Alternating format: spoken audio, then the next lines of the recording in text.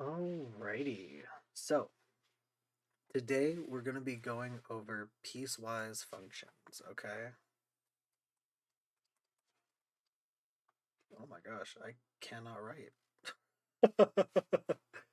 Oh gosh. There we go. And take two. Alrighty. Hello. Today we're going to be going over piecewise functions.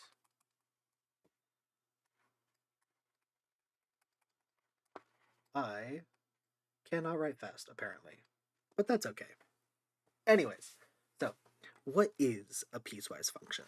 Well, a piecewise function is basically two math problems where there are limitations on x, okay? So f of x is going to be kind of just this whole system here, all right? There's going to be usually a slope, m of x plus c, m of x plus c. This is when x is greater than a number, and this is when x is less than that same number, okay? Or even a different number. It could be totally different. Oh gosh. I need to start over. I really do need to start over.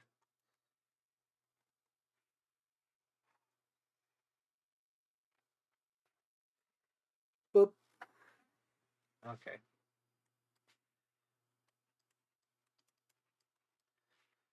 Piecewise.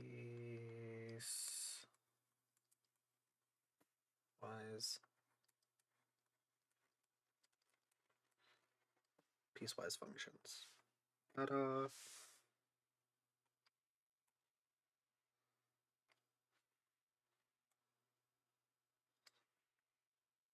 Undo.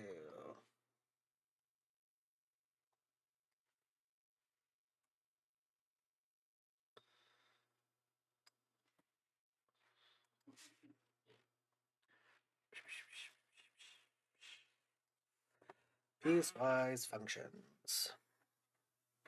Okay.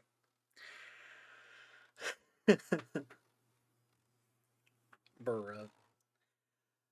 So, today we're going to be talking about piecewise functions, specifically what they are and how they function, and how we can go about graphing them and understanding the graphs that they create. All right? So, first things first, what is a piecewise function? What is? All right?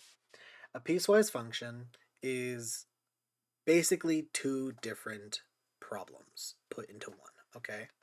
So, we have f of x. And then here is the bracket. All right, let's just say 3x minus 2 and negative 2/3 x plus 7.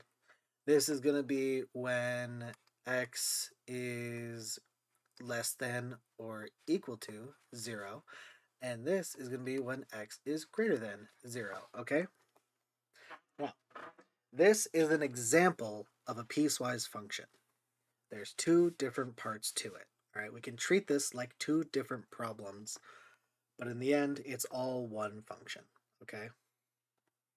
Now, if we were to graph this, let me just problema. All right. If we were to graph this, I would start with looking at 0 itself. Okay. So when x is less than or equal to 0, it is this function. So we can plug in 0 for x. All right, we're going to make a little table. There's going to be x and y. All right. Boop, boop, boop, boop. So when x is 0, y is negative 2. Negative 2. Because 3 times 0 is 0, minus 2 is 2. Simple enough. Now, we're going with this first one, right? I'm going to make a second one just for the second uh, equation later. But because it's less than 0, we're going to go down. Okay, so we're going to go -1, -2, and even -3. Okay, so we're going to plug -1 in. 3 times -1 is -3. -2 is -5. -5. -2 times 3 is -6. -2 is 8. -8. And if we follow the trend, this should be -11. But we're obviously going to double check our answer. 3 times 3 is 9, but it's negative, so it's -9. -2 is 11. Followed. This had a distance of 3, distance of 3, distance of 3, and that's just because of the slope. All right? Always keep in mind you want to look for patterns. That is the easiest way to do math. All right? But this was because we were going down. All right? What if we go above 0? Right? We're still going to plot 0 for this, okay? So we're going to start with 0, even though it doesn't quite touch it. But then we're going to go 1, 2, 3, maybe even 4, okay? So, x greater than 0. 1 plugged in, -2/3 x plus 7. I should have picked smaller numbers, but who cares? Okay. -2/3 times 1. Well, actually, times 0 is 0. And then plus 7 is 7. Fantastic. Easy enough. And then we're just going to decrease that by 2/3 as we go on. All right. So this is going to be 6 1/3. This is going to be 5 2/3. This is going to be 4. That, in fact, should not have been 4. It actually should have been 5. I was wrong, and I figured that out later in the video, as you will see. But, yeah, don't use those numbers. Please always double check your work, like I said earlier, and then I did not follow what I said. I should practice what I preach. And this is going to be 3 1/3. Okay. Because the slope itself is just decreasing by that amount every single time. Once we've done this and we actually have this information, we can start plotting our problem on the graph, all right? So we have 0, -2, all right? We're going to plot that here. We're just going to make a little point here, okay? And then we have -1, -5. -1 is it's about halfway here, okay? And then -5 is there. Awesome. -2, -8. That goes off of our graph, but it should be roughly here, okay? We can't know for sure because the graph doesn't continue, but that doesn't matter, okay? Then what we do is we just connect these, okay? We connect them in a roughly straight line and draw a little arrow going that way. Because this is less than or equal to, it was a closed dot on that spot, okay? However, when we look at this right here, it's greater than, not equal to. When we do this plot, 0, 7. Oh, it would be up here. This would be an open circle. All right. Oh my gosh, that's just a really fat circle. I'm so sorry. You know what? Boop, boop, boop, boop, boop, boop.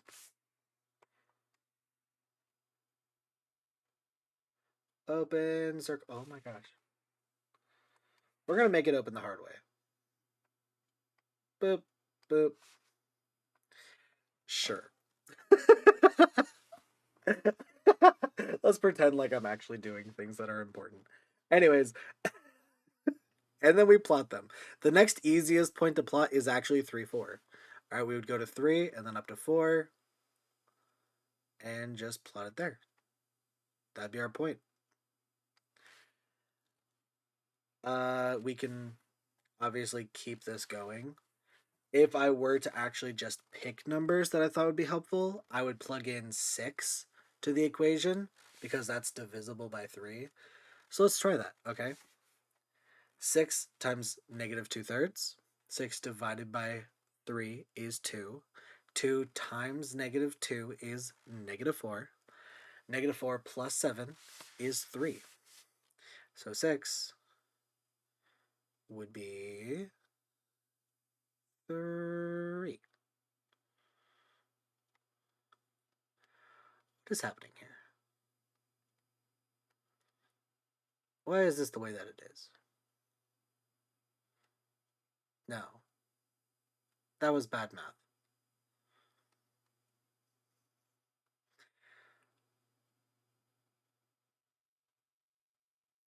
Oh, this was bad math. See, this is why we always double check. I looked at this, I was like, that doesn't quite look exactly the way it should be. And that's because I was wrong. I was wrong. We can make mistakes. Oh, hey, that erased my graph itself. Whoopsies. Anyways, this is scuffed. So let's actually change our answers here. I didn't follow the pattern rule. My bad. Oh my gosh, stop pressing buttons. Anyways, this would be 5, and this would be 4 and a third. Okay. That's more like it. So 3 would be 5. And that is a straight line right there. Okay. So you'd go from the open circle down and generally just keep going and then draw your arrow. Okay. We have 2 arrows. This is our piecewise function, right? Once you have the graph all drawn out and everything, you can now start looking for what is called the domain and the range. Okay? So, the domain is the x values. Okay? The range is the y values. Basically, all this is asking is what values does the graph touch? All right. Now, we have to assume because of these arrows, it goes on forever. Okay. So it'll touch every single number to the left of the line. All right. Which means everything's on the table. Cool. For X at least. For this one, it goes forever to the right. So all values of X also applicable. What we need to pay attention to is where these are kind of above each other, okay?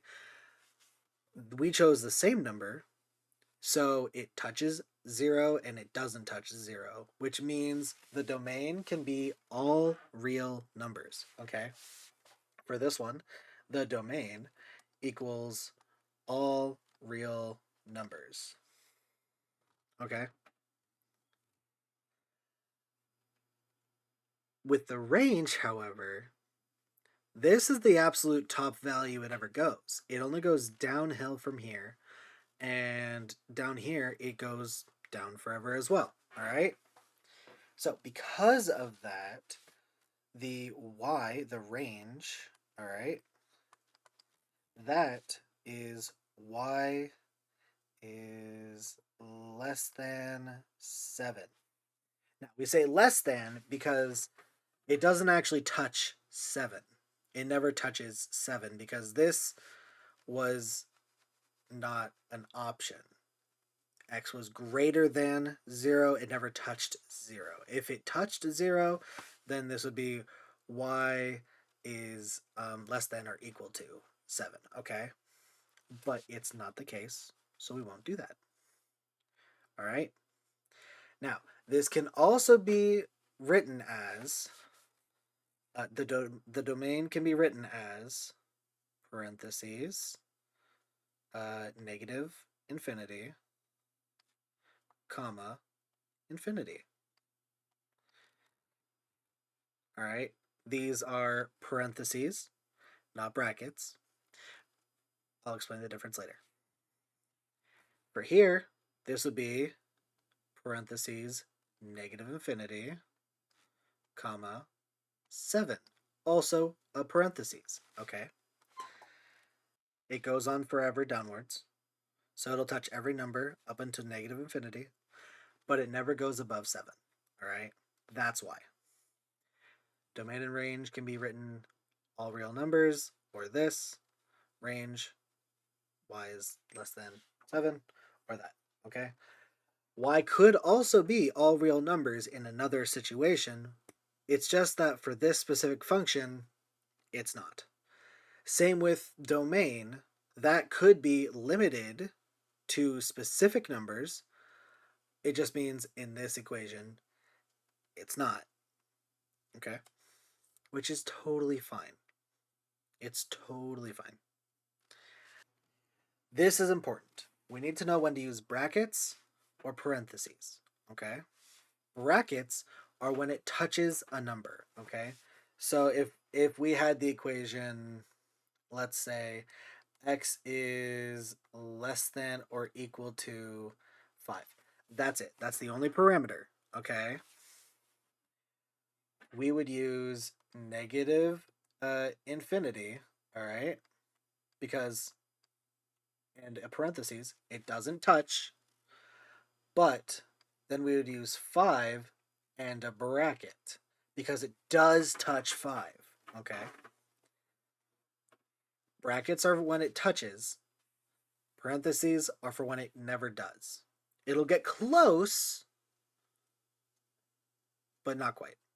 It's like when your sibling like puts their finger really close to your face and they're just like, "I'm not touching you. I'm not touching you." It's the same thing. All right. Parentheses are the "I'm not touching you." Brackets are when you actually get poked. All right. What if our graph wasn't so pretty? Okay. Let's just say we're gonna go here and then we're just gonna grab this, place it here. What if our graph looked something like this, okay? We had a dot here, and then it's going up forever that way. And then we had an open circle here, and it's going down forever that way, okay? This graph is a little concerning. There's a huge gap between the numbers, right? And we don't really know where to start. I'll walk you through it. We're only going to look for the domain and range here. We're not going to solve for what the equations actually are. Though, technically, you could actually do that in this case, okay? You don't have to, though. I'm only going to ask you for the domain and range. All right? So, the domain is, again, x values, x values. The range is the y values. All right? So, domain equals, what does it touch? We have x is open circle on -2, all right? So it is less than -2, okay? So we have x is less than -2. We're going to write this down. X is less than -2. Oh, wait, here. I'm going to actually bring this. Oh.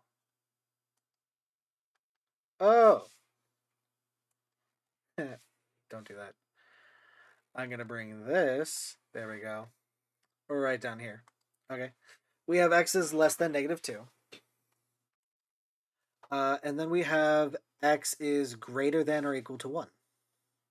X is greater than or equal to 1. All right, because it lines up with the 1 section here. All right, this is 1 for x. And it's a closed circle. Because it's closed circle, it is touching. All right. Now, we have to remember touching, not touching. Okay. Sometimes that is important, sometimes it is not.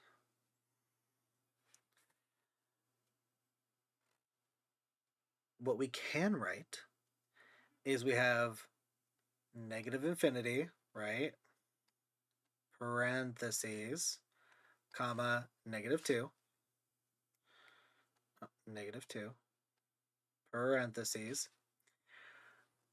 But then we have a jump. So we have to write a u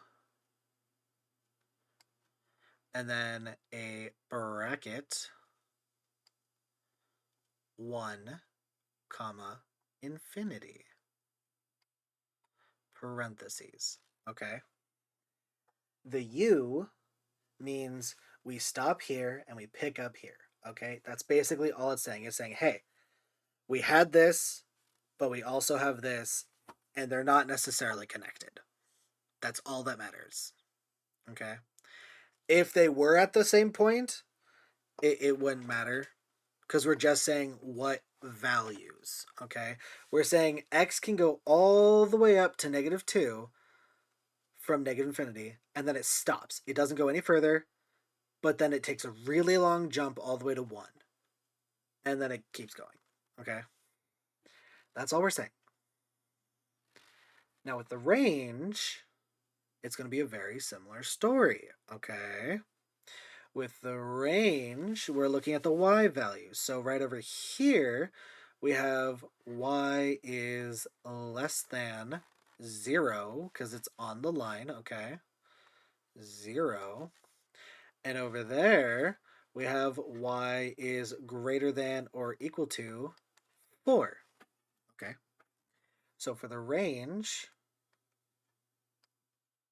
right, for the range, we have negative infinity, comma, 0. All right? Parentheses, because it is an open circle,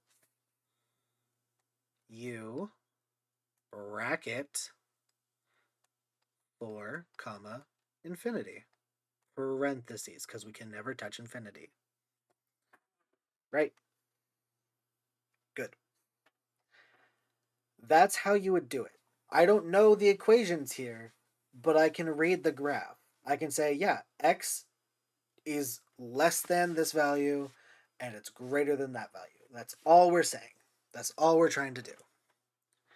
All right? Now, you can have a piecewise function that has 3 different segments. It's the same thing. All right? You're just figuring out what numbers are touched and what numbers are not touched. And that's it. All right?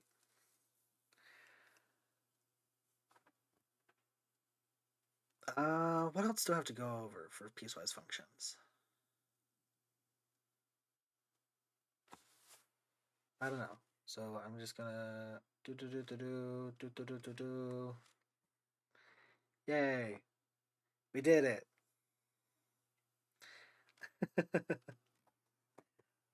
What else is there? There's not much.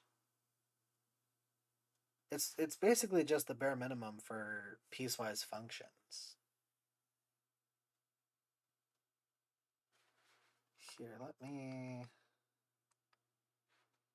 read over something real quick. See what was going about. Oh, yeah, I can give you a few tools, okay? A few tips. All right.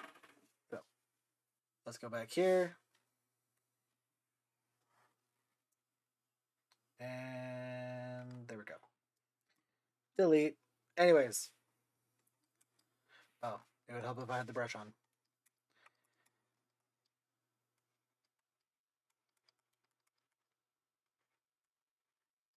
Tips and tricks, okay? Always make a table.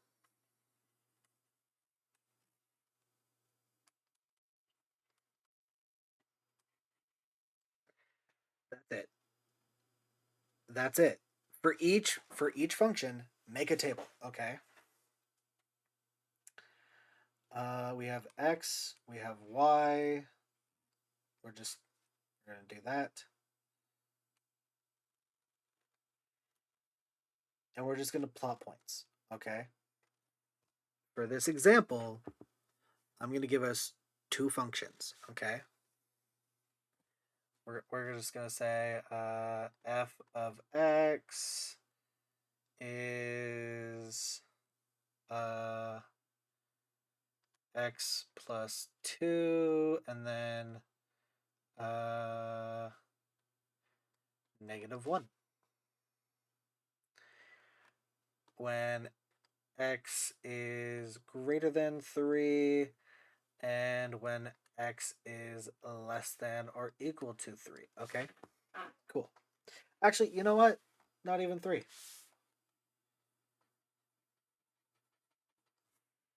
This will be -5. Okay? That way I can actually press a point later. Okay? So, we're going to start with the first one, x plus 2, when x is greater than 3. Where are we going to start? 3. We're always going to pick this number here. Okay? So 3, then we're going to go 4, 5, 6, 7, 8. Right? Y, x plus 2, this is going to be 5.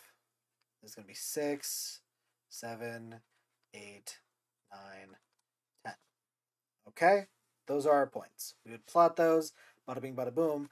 Half the problem's done. Okay? Next function. X, Y. When it's less than -5, where are we going to start? -5, -6, -7, -8, -9. Okay? There is no x value here. It is just -1. So this is -1. This is -1. That is -1, -1, -1. In case it didn't make sense, it's just a straight line. And that's totally fine. That is a very valid thing to see in math. Don't let that scare you. Okay? But the importance is that when we made this, we focused on what the x is less than or greater than. Okay? We start there and we move on. Sound good? Now, what if we had a fraction? Okay? So let's just boop,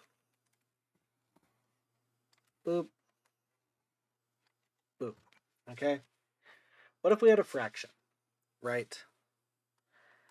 Let's see. That's going to be 3/4 x plus 6, right? When x is greater than 2, right? Obviously, we start with 2, okay? And that's going to be the hardest one here, okay? X, Y. So 2, we plug that in. 2 times 3 is 6, divided by 4 is 1.5. You could do that the other way. 2 divided by 4 is 1/2, times 3. Oh, wait, no. Is 1/2, not 1.5. And then times 3 is 1.5. Okay? So we have 1.5 right here, plus 6. Okay? Which is going to be 7.5. 7.5. Now, for every number after this, I'm going to choose something divisible by 4. So we're going to say 4. We're going to say 8. We're going to say 12. Okay. 4 divided by 4 is 1. Times 3 is 3. Plus 6 is 9. Easy peasy. 8 divided by 4 is 2. Times 3 is 6. Plus 6 is going to be 12. And 12 divided by 4 is 3. Wait. 8, 2, 6, 12. Yes. Oh, yeah. Sorry. Mental fart. Okay. So 12 divided by 4. I thought I did something wrong. Is 3. All right. 3 times 3 is 9. 9 plus 6 is 15. That way we don't have to deal with all those fractions, okay? We had to do it for the first one because that's where we start. And we have to go there with an open circle, okay? But after that, we can make it easy on ourselves. We don't have to deal with fractions all the time. It's just sometimes people choose to. If your teacher wants you to, then by all means do it. But if the whole goal is to just graph the equation, don't make things hard on yourself. Do it the easy route. All right? You can do this. You don't have to do fractions all the time. Why make math harder than it needs to be? Okay? So, always start with this, okay? Always start with the 2. Well, not with 2, but like with what x is greater than or less than, right? Always start there and then move on to whatever is divisible by the denominator. Okay, if this was a 3, I would have chosen 3, 6, and 9. Okay? If this was a 5, it would have been 5, 10, and 15. Right? It doesn't matter because it makes life so much easier. All right?